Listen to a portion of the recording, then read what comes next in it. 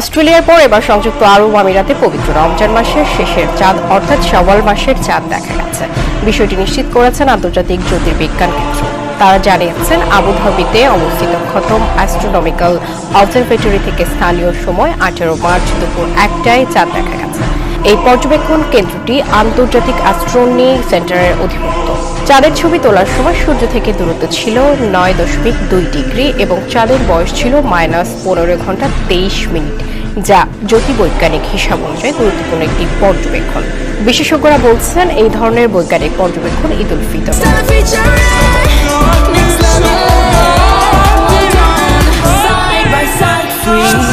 সম্ভাব্য তারিখ নির্ধারণে গুরুত্বপূর্ণ ভূমিকা রাখে।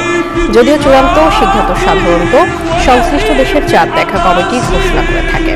এর আগে অস্ট্রেলিয়ায় শাওয়াল মাসের চাঁদ দেখা গেছে। তারা ঈদ উল ফিতরের তারিখও ঘোষণা করেছে।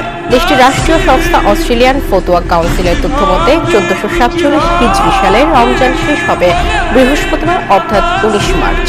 এই হিসেবে শুক্রবার অর্থাৎ 20 মার্চ ঈদ উল ফিতর উদযাপন করা হবে।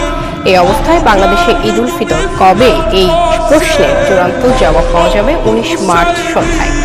ওই দিন জাতীয় চাঁদ দেখা কমিটির গুরুত্বপূর্ণ বৈঠক অনুষ্ঠিত হবে, যেখান থেকে শাওয়াল মাসের চাঁদ দেখার উপর ভিত্তি করে ঈদের তারিখ ঘোষণা করা হবে।